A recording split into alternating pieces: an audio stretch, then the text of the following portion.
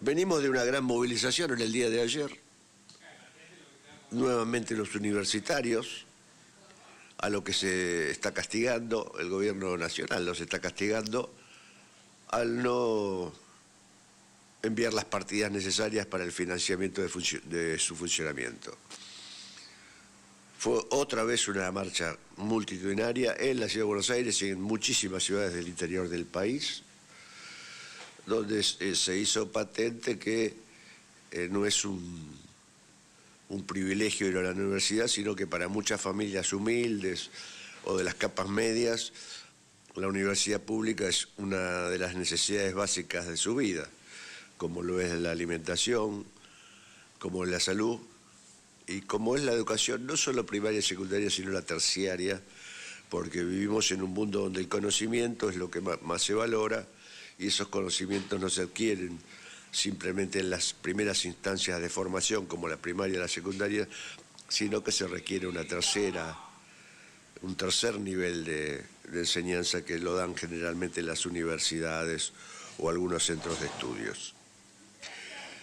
Y la universidad pública en la Argentina es una conquista histórica.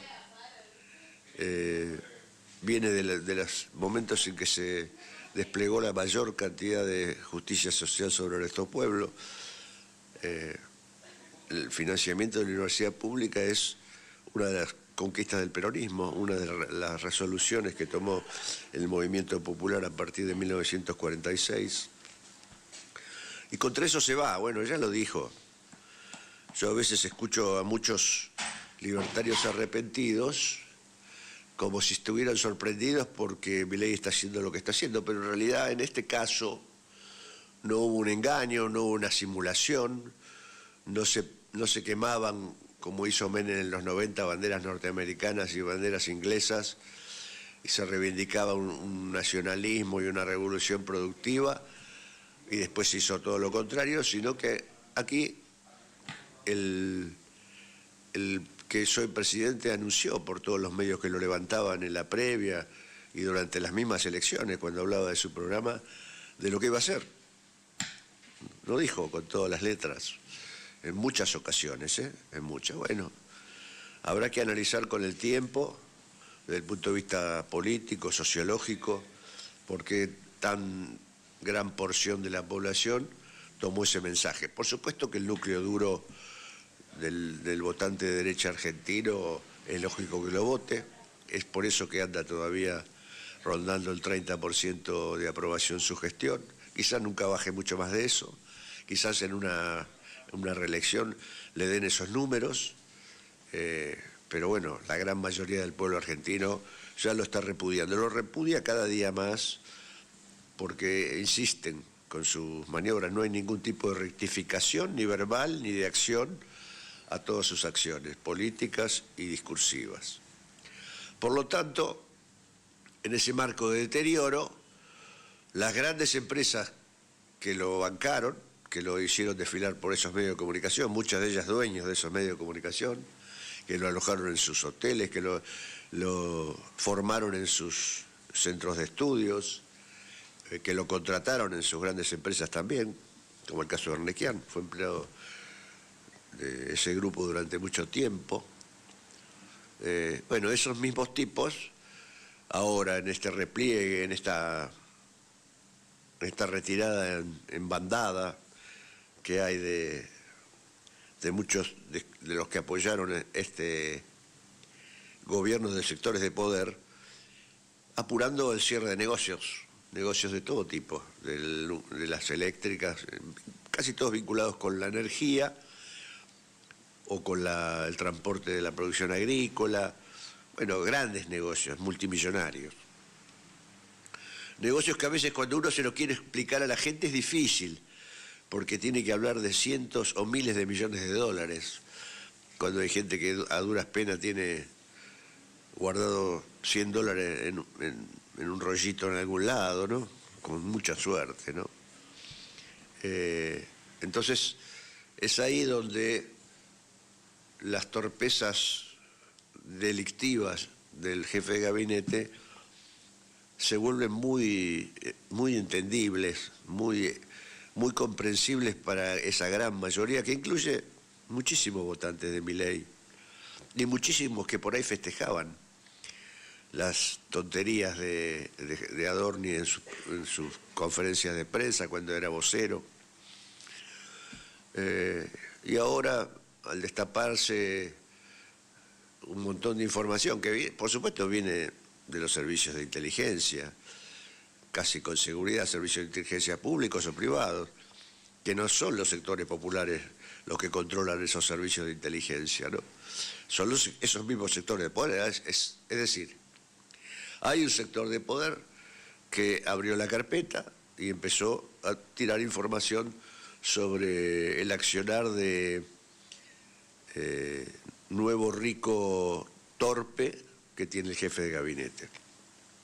Algunos, ya lo dijimos en el programa anterior, algún comunicador de los medios hegemónicos habló de un personaje que tenía sus consumos atrasados. Bueno, es ahí donde empezaron a circular imágenes de un Adorni, perdón, muy carnal, muy vinculado a la vida popular, haciendo asaditos en una parrillita de 30 centímetros de diámetro, como me decía un compañero, no se ve bien, pero parece que hay medio chorizo y media salchicha arriba de la parrilla, arriba en una mesa improvisada, con caballetes y una puerta vieja, bueno, y vestido de una manera muy informal y precaria. Y van a seguir apareciendo más cosas de estas, aparecen hábiles declarantes que dicen que les venía a mangar plata, que vendía objetos en los medios de comunicación, porque él supuestamente es periodista y aspiraba a tener alguna participación en los medios. Y como generalmente esas participaciones, cuando uno no es conocido, son ad honorem, está tratando de buscar un espacio y un conocimiento público, lo hacen gratuitamente, se las tenía que rebuscar de otra manera. Bueno, no sé si vendía pero perfumes o algo por el estilo. Y esas cosas van a aparecer porque le han decretado la carta de defunción al jefe de gabinete y está claro que tanto el presidente como su hermana, que son los que están a la cabeza del proceso político, lo siguen protegiendo y bancando, lo que habla de algún tipo de complicidad en algún lugar. Reitero mis disculpas, voy a tener habitualmente estos accesos de tos. Digo que esa complicidad que hace que protejan tanto al jefe de gabinete habla de algún acuerdo monetario, de alguna fuente de financiación que ellos conocen y no pueden develar, y tampoco pueden romper un pacto firmado en el que probablemente haya más gente que ellos tres, donde no se puede revelar el origen de ese dinero. Pero la justicia tiene el deber de averiguarlo, y hay un fiscal que está actuando. Les quiero recordar que el fiscal que está actuando es el mismo fiscal que actuó en causas en contra del gobierno de Cristina Fernández de Kirchner, ¿no? Es un fiscal de la nación.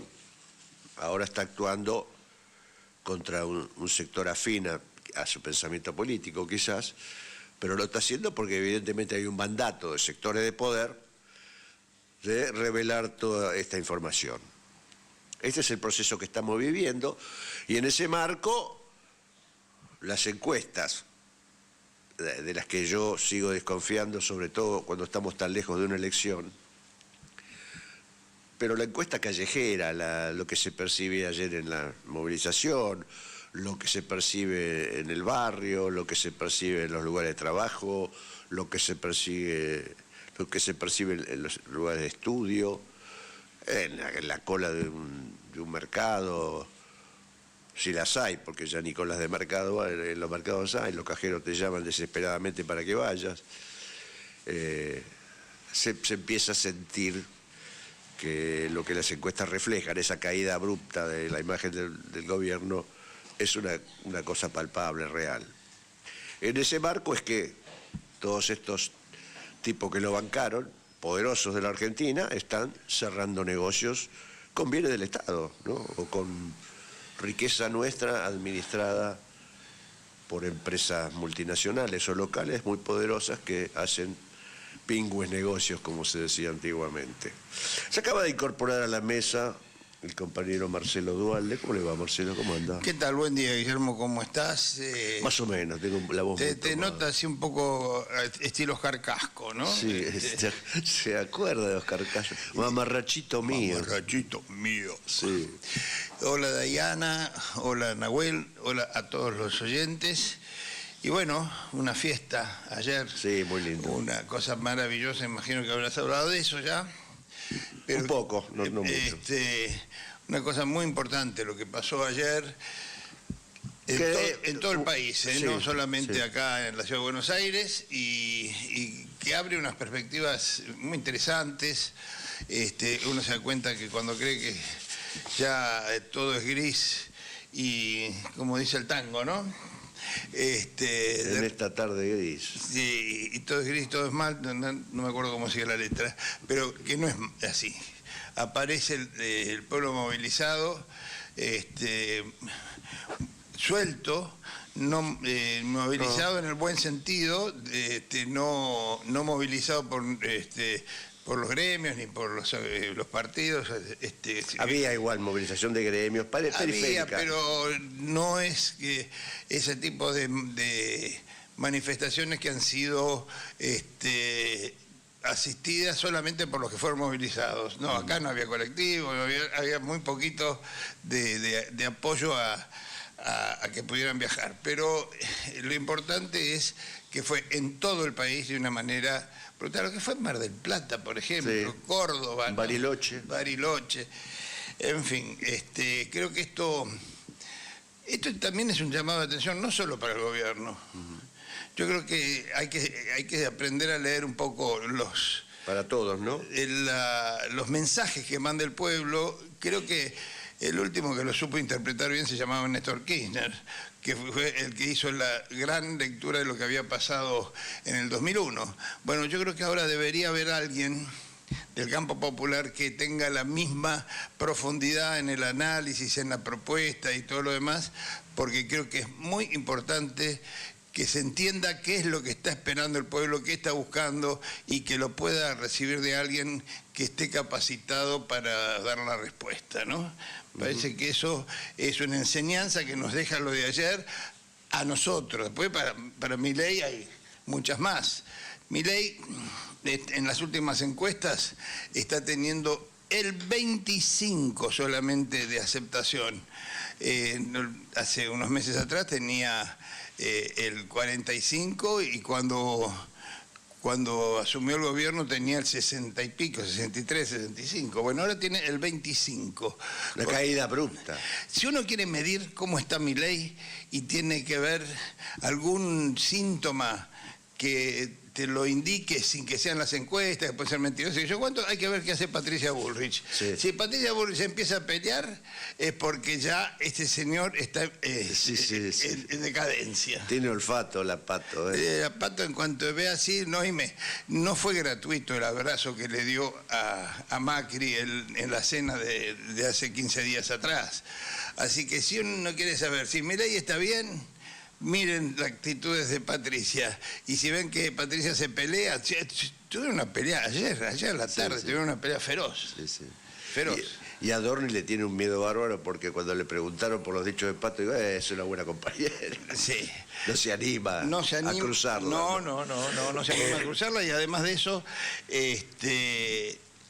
hay mucha gente que está esperando, de ellos mismos, están esperando la ruptura. Sí. Porque, ¿sabés que en Río... Pato en realidad desearía que la echaran, sería lo mejor que le podría pasar. Y claro, porque ella, haber estado en este gobierno, la hipoteca mal para su lanzamiento individual, que es lo que está pretendiendo, ¿no? Sí.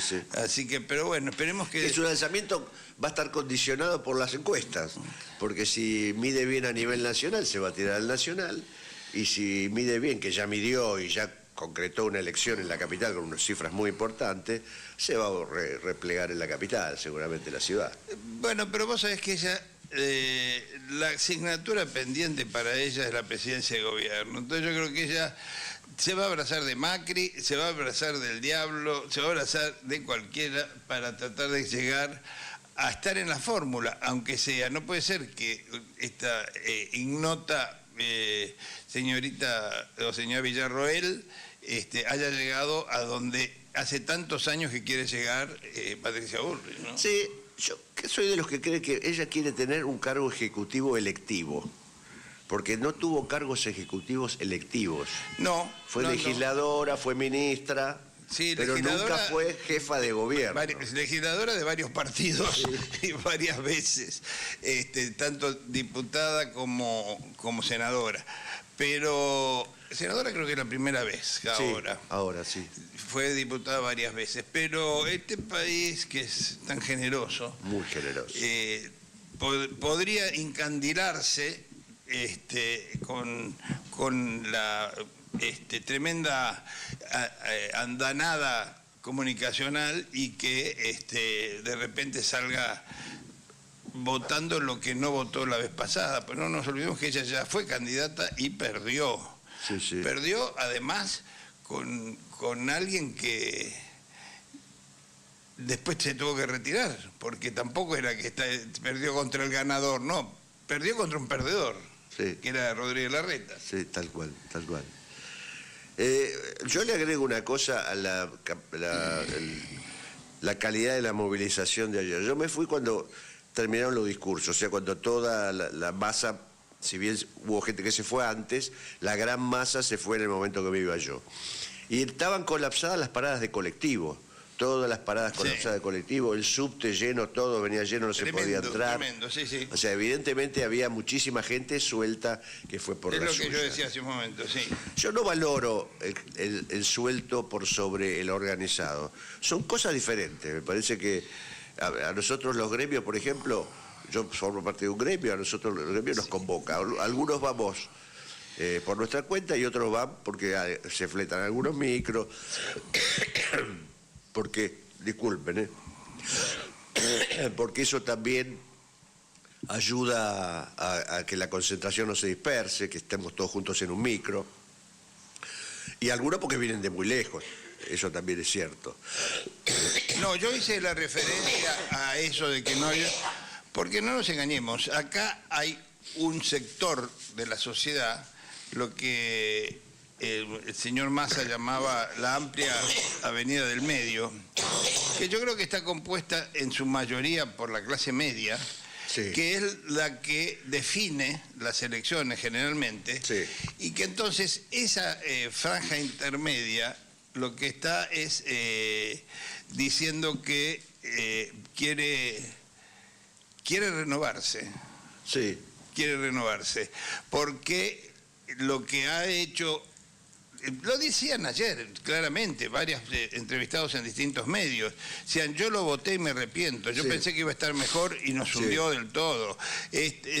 Muchos que lo buscaron por el hartazgo que tenían por el mal gobierno de Alberto Fernández y por el gobierno de derecha que había hecho Macri, creían que esa cosa de voy a incendiar el Banco Nación y el Banco Central y entonces voy a dolarizar y todas esas cosas pavadas que decía que eran absolutamente inviables, pero para mucha gente, sobre todo la franja que hoy está entre los 20 y los 30 años, creían que era posible, que en lugar de ganar 30.000 pesos como estaba ganando, iba a ganar $30.000.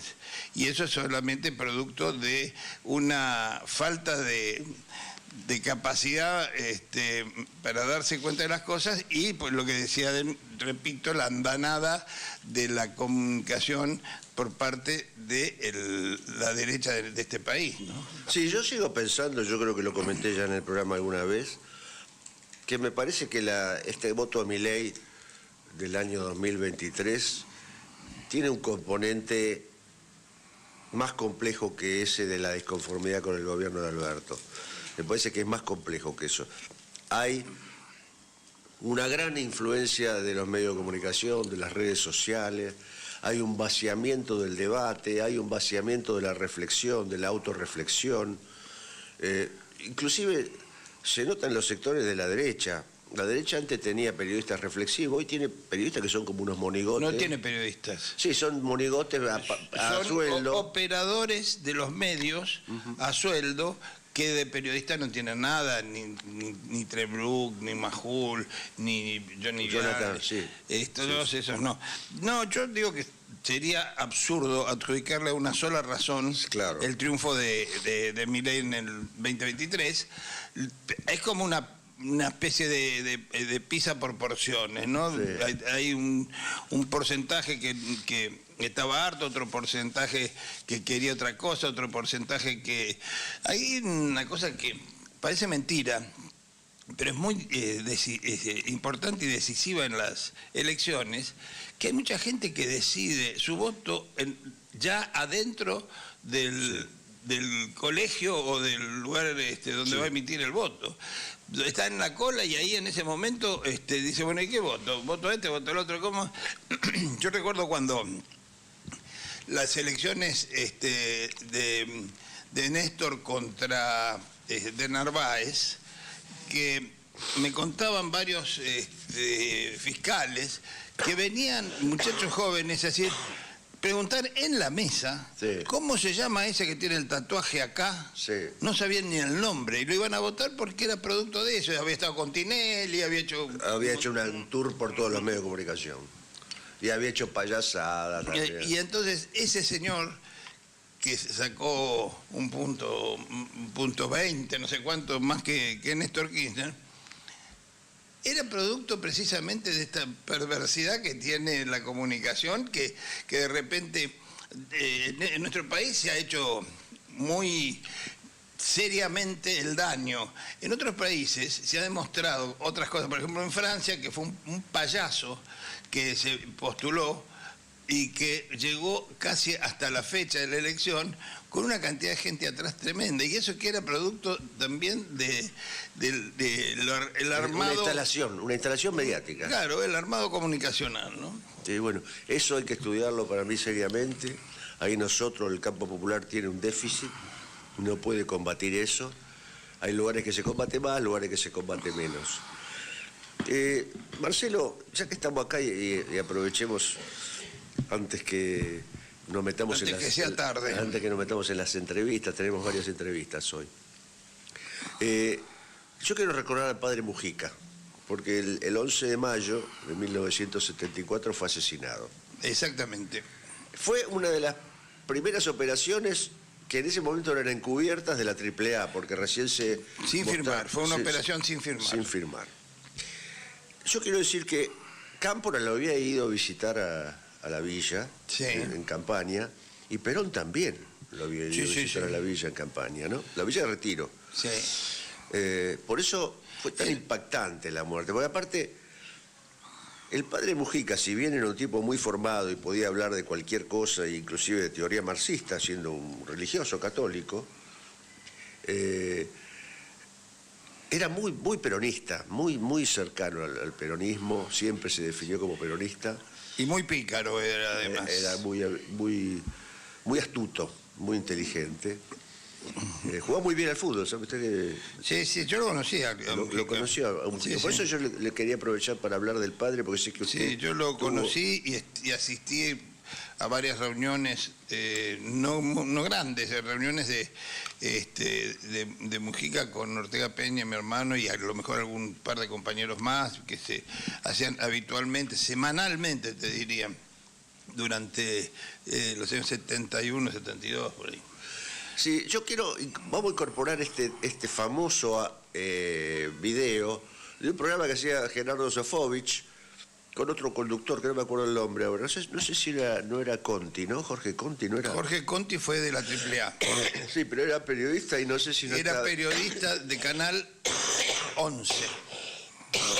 Era notero del noticiero de Canal 11. Y yo creo que este programa era en Canal 11, ¿eh?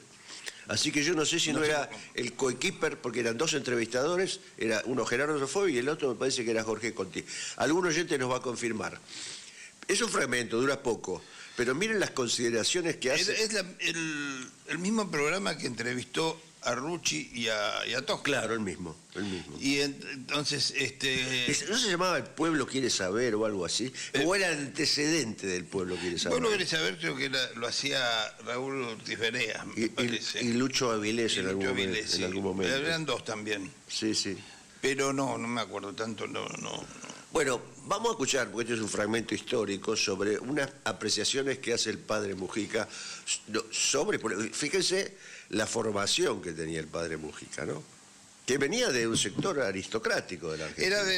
Sí, vivía en la Recoleta, a pesar de que trabajaba en la villa, seguía viviendo en la casa de los padres en la Recoleta. Que quedaba enfrente de la villa, digamos, cruzando la avenida. 20 cuadras. Sí. Y jugaba muy bien al fútbol, como vos decís, fanático de Racing. Sí, sí. Y no era clase media, era clase acomodado. Oligarca, digamos. El padre creo que había sido diplomático. Alguna cosa de esas. De gobiernos conservadores. Pero bueno, vamos a escuchar lo que decía años, creo que es un poquito antes de que lo mataran, en el 74 mismo. Dale, Dey. El Pueblo Quiere Saber y nuestro entrevistado, padre Carlos Mujica. Padre, le preguntaban cómo se hacía la revolución, sí, en primer lugar, cómo se lograba la liberación. En primer lugar, pareciera que acá el compañero hace un cierto reproche a los idealistas. Yo pienso que los únicos que han cambiado el mundo han sido los idealistas. El más grande de todos los idealistas ha sido Jesucristo, que soñó que un día los hombres todos íbamos a dejar de ser pecadores, y dio la vida por eso. Yo creo que el que no es idealista es un cadáver viviente. Segundo, con respecto a la liberación, yo no dije como opción que uno puede, diríamos así, decidir. Acá no hay alternativa o elecciones libres, sino que es una constatación. El otro día en una reunión de sacerdotes en las cuales estábamos, sacerdotes del tercer mundo, que no son del tercer mundo y que son del anti-tercer mundo, pero una reunión de distintos sectores de sacerdotes, se habló así informalmente sobre la situación, porque estábamos muy preocupados por la situación política de nuestra patria, y la conclusión fue unánime. Si acá no hay elecciones libres, nosotros no vamos a poder impedir que miles y miles de jóvenes engruesen los grupos guerrilleros. Porque acá ya la alternativa es límite. Pablo VI condena la revolución violenta en la Populorum Progressio, a no ser, dice, en el caso de tiranía evidente y prolongada, que ponga en peligro los bienes de las personas y de la comunidad. Si acá no hay elecciones libres y hay proscripciones, se configura claramente la condición de tiranía evidente y prolongada. Nuestro pueblo sencillo y humilde es profundamente pacífico. Lo que sucede es que nuestro pueblo, ese pueblo humilde y pobre, es el que padece terriblemente la violencia. La violencia de ir con el diario bajo el brazo cada día a preguntar si se consigue trabajo. Cada vez que viene una persona a ofrecerme a mí trabajo, yo agarro el micrófono de la capilla y llamo a las 6 personas y se presentan 60. La violencia de no saber qué le va a dar de comer al día siguiente. Lo que yo pienso es que mi pueblo es profundamente pacífico, pero tiene paciencia, y la paciencia tiene un límite. Yo pienso que la solución para mis hermanos de la villa la tienen que encontrar mis hermanos de la villa, ¿no es cierto? Acá de lo único que se trata es que haya un gobierno que le permita al pueblo organizarse y realizarse a sí mismo. Precisamente en este frente de villas que ahora están realizando las villas, no están esperando que venga un gobierno tal o cual para organizarse. Son ellos los que deben luchar. No hay que esperar que los de arriba haya papitos, como dije antes, que solucionen las cosas. Yo pienso lo siguiente, que hay dos modos de comulgar con el humilde, con el pobre, que es uno de ellos, radical, diría yo, que es asumir directamente la condición de la clase trabajadora, y realmente yo admiro a aquellos que lo han hecho, ¿no es cierto?, sacerdotes, por ejemplo, sacerdotes obreros o otros estudiantes que incluso entran a trabajar en una fábrica para vivir ellos mismos todos los sufrimientos que sufre interna y propia la clase trabajadora. Pero pienso que los que no tienen el coraje o la valentía de hacer eso, los que no lo tenemos, por lo menos tenemos que tener el intento de, por un profundo amor a nuestro pueblo, asumir a nuestro pueblo con todas sus miserias y sus grandezas, sus pecados y sus virtudes, pero asumir su lucha. Entonces, en la medida que yo asumo esa lucha con él, por amor, me voy haciendo pueblo con él.